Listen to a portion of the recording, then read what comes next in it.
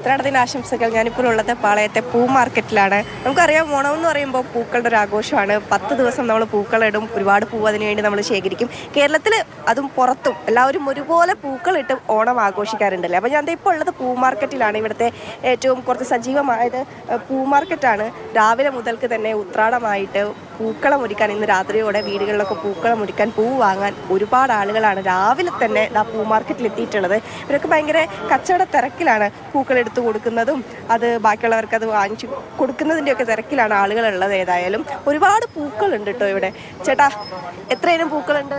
കുറെ പൂക്കളുണ്ട്. 8, 9, 10, 12 തരം പൂക്കളുണ്ട്. രാവിലെ തന്നെ ലോഡൊക്കെ വന്നോ? രാത്രി 2 മണിക്ക് വന്ന് ലോഡ്. നല്ല കച്ചവടം ഉണ്ടെന്ന് തോന്നുന്നല്ലോ രാവിലെ തന്നെ. കച്ചവടം കുഴപ്പമില്ലാതെ പോണ്ട്. കുറച്ചൊന്നും മാറി കൊടുക്കായിരുന്നു. അതെ, അവരിത് ആ പൂവൊക്കെ എടുത്തു കൊടുക്കുന്ന തിരക്കിലാണ്. ഉണ്ടറോസൊക്കെ കാണണം. ഇവിടെ ഇങ്ങനെ ഒരു വലിയ വീതിയിൽ വലിയ കൂട്ടിയിട്ടേക്കുവാണ് ഇവിടെ പൂക്കളൊക്കെ. കാണുമ്പോൾ തന്നെ, കാഴ്ച കാണുമ്പോൾ തന്നെ ഒരു സന്തോഷമാണ്. ഇവിടെ പറയേണ്ട കാര്യം, നമ്മൾ കാണാത്ത നാട്ടിൽ അല്ലെങ്കിൽ നമ്മൾ സാധാരണ കാണാത്ത കുറച്ച് വെറൈറ്റി ആയിട്ടുള്ള റോസാപ്പൂവിൻ്റെ കളക്ഷനൊക്കെ ഉണ്ട്, അതുപോലെ ജമന്തിയുടെ കളക്ഷനൊക്കെ ഉണ്ട്. അപ്പോൾ ഏതായാലും ചെറിയ പൈസയ്ക്ക് പോലും ആളുകൾക്ക് ഒരുപാട് പൂവ് ഇവിടെ നിന്ന് വാങ്ങി കൊണ്ടുപോകാം എന്നുള്ളതാണ്. എങ്ങനെയുണ്ട് ചേട്ടാ കച്ചവടമൊക്കെ? മോശമാണോ? കുറേ ആളുകളുണ്ടല്ലോ. മഴയാണ്.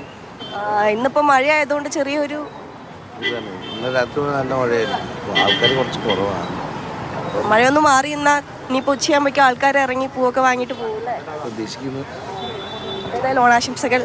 അപ്പൊ അങ്ങനെയാണ്. ചെറിയൊരു മഴക്കോളൊക്കെ ഉണ്ട്, അതുകൊണ്ട് ചെറിയൊരു തിരക്കൊന്ന് ചെറിയ രീതിയിലൊന്നും ചെറിയ മന്ദത മാർക്കറ്റിൽ അനുഭവപ്പെടുന്നു അല്ലേ? ഈ മഴയുടെ കാര്യം പറഞ്ഞപ്പോഴാണ് അഞ്ജന, മഴ എങ്ങനെയുണ്ട് ഇപ്പോൾ? നിലവിൽ മഴ പെയ്യുന്നുണ്ടോ?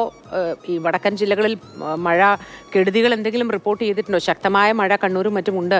നമുക്ക് കാലാവസ്ഥാ നിരീക്ഷണ കേന്ദ്രം പ്രത്യേക ജാഗ്രതാ നിർദ്ദേശങ്ങളൊക്കെ കൊടുത്തിട്ടുള്ള ദിവസങ്ങളുമാണല്ലോ. അതേ മോദി, ഏതായാലും കോഴിക്കോട് ജില്ലയിലും അതുപോലെ വടക്കൻ മേഖലകളിലും ഇന്ന് മഴ മുന്നറിയിപ്പുണ്ട് കേന്ദ്ര കാലാവസ്ഥാ നിരീക്ഷണ വകുപ്പിൻ്റേത്. ഇന്നലെ മുതൽക്ക് തന്നെ ജില്ലയിൽ ഏതായാലും മഴ തുടങ്ങിയിട്ടുണ്ട്. ഇന്നലെയൊക്കെ ശക്തമായ ഇടവിട്ട മഴയായിരുന്നു എങ്കിൽ ഇന്നലെ രാത്രിയോടെ ഇത് ശക്തി പ്രാപിക്കാൻ തുടങ്ങിയിട്ടുണ്ട്. രാത്രിയിൽ തുടങ്ങിയ മഴയാണ് ഇപ്പോഴും ശക്തമായി തന്നെ പെയ്യുന്നുണ്ട്. മഴ തോർന്നിട്ടില്ല. രാത്രിയിലൊക്കെ പല മേഖലകളിലും അതിശക്തമായ ഒറ്റപ്പെട്ട മഴയുണ്ടായിരുന്നു. തീരദേശ മേഖലകളിലായാലും മലയോര മേഖലകളിലായാലും മഴ ശക്തമായി തന്നെ പെയ്തിരുന്നു. ഏതായാലും യെല്ലോ അലേർട്ടാണ് ജില്ലയിൽ പ്രഖ്യാപിച്ചിട്ടുള്ളത്. അതുകൊണ്ട് തന്നെ മഴ മുന്നറിയിപ്പുണ്ട്. എല്ലാവരും ജാഗ്രത പാലിക്കാനുള്ള നിർദ്ദേശവുമുണ്ട്. വരും മണിക്കൂറുകളിലും മഴ ശക്തിപ്പെടാനുള്ള ഒരു മുന്നറിയിപ്പ് പറയുന്നുണ്ട്. ഓണക്കാലമാണ്, ഉത്രാടമാണ്. അതുകൊണ്ട് തന്നെ ഇത്തരത്തിലുള്ള കച്ചവട മേഖലയെ സംബന്ധിച്ചൊരു മാന്ദ്യത അല്ലെങ്കിൽ ഒരു മന്ദത നിലനിൽക്കുന്നുണ്ട്, മോത്തി സൂചിപ്പിച്ചതുപോലെ തന്നെ. അപ്പോൾ ഏതായാലും ഉത്രാടമായതുകൊണ്ട് തന്നെ ആൾക്കാരെല്ലാവരും അവസാനവട്ട ഒരുക്കങ്ങളൊക്കെ നടത്തുന്ന ദിവസമായിരിക്കും. അപ്പോൾ ഇത്തരത്തിലായിരിക്കും ആ മഴ അവരെയൊക്കെ സ്വാധീനിക്കുക എന്നുള്ളത് നമുക്ക് അറിയാൻ പറ്റും. കച്ചവടത്തിലൊക്കെ ഏതായാലും ഒരു ചെറിയൊരു മന്ദത വരാനുള്ള സാധ്യതയുണ്ട്. പൊടിക്കട്ടെ എന്നാണ് നമ്മുടെയൊക്കെ ആഗ്രഹവും. ശക്തമായി നമ്മൾ വിചാരിക്കുന്ന അങ്ങനെയാണ്. ഓണക്കച്ചവടം നന്നായിരിക്കട്ടെ. പ്രത്യേകിച്ചും ഈ ഓണക്കച്ചവടം എന്ന് പറഞ്ഞാൽ ഓണക്കാലത്തേക്ക് മാത്രമായി വരുന്ന ചില പ്രത്യേക കച്ചവടങ്ങളുണ്ട്. വഴിയോരക്കാർ, കഴിഞ്ഞ ദിവസവും നമ്മൾ സംസാരിച്ചു അല്ലേ അതേപ്പറ്റി. പക്ഷേ അവർക്കൊക്കെ മഴ ചെറിയ പ്രശ്നമുണ്ടാക്കുന്നുണ്ട്.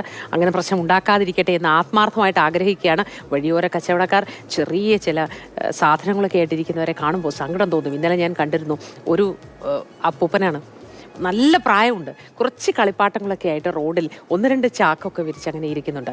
ഓണക്കാലമായാലും ജോലി ചെയ്ത് കാശുണ്ടാക്കാം എന്നതാണ് അവരൊക്കെ ചിന്തിക്കുന്നത്. ആ മനസ്സിന് അതിലൊരു നന്മയുണ്ട്. ആ നന്മ കണ്ടെങ്കിലും പ്രകൃതി മഴ പെയ്യിക്കാതിരിക്കട്ടെ എന്ന് ആഗ്രഹിക്കുകയാണ്.